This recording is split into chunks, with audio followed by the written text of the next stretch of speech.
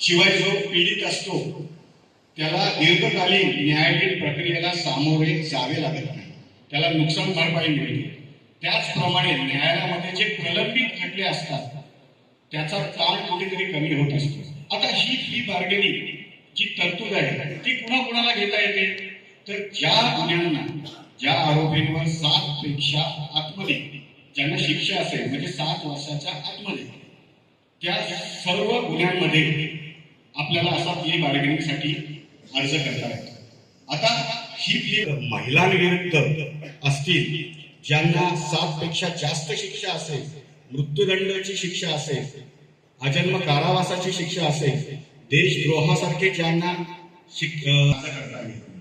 आता ह्याचं जे वैशिष्ट्य आहे ते वैशिष्ट्य काय आहे, तर जी शिक्षा असते त्याच्या 1/4 शिक्षा निर्माण कोर्टाला परिस्थितीनुसार देता येते.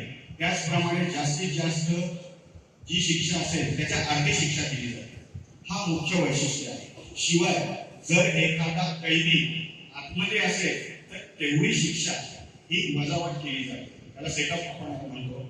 तर ही प्ली बार्गेनिंग बाबतची माहिती आहे.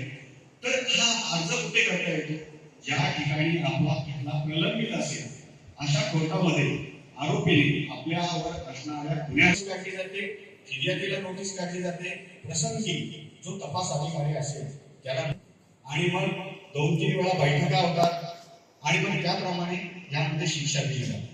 तर मी आशा करतो मी दिलेली माहिती ही बार्गेनिंग बाबत आपल्याला कळली असेल. आता दुसरा जो विषय आहे तो कायदेशीर प्रतिनिधित्व. कायदेशीर प्रतिनिधित्व म्हणजे काय, तर एखादा आरोपी असेल, आर्थिक परिस्थितीनुसार त्याच्यावर जो खटला आहे त्यामध्ये त्याला वकील देता येत नसेल तर त्याचं प्रतिनिधित्व कोण करेल याबाबत मी आपल्याला माहिती देतो. जर असा एखादा खटला असेल न्यायालयामध्ये तर कायद्यामध्ये सुद्धा जे आपल्याला अधिकार दिलेले आहेत की प्रत्येकाला कायदेशीर हक्क किंवा सेवा मिळण्याचा अधिकार आहे, त्यानुसार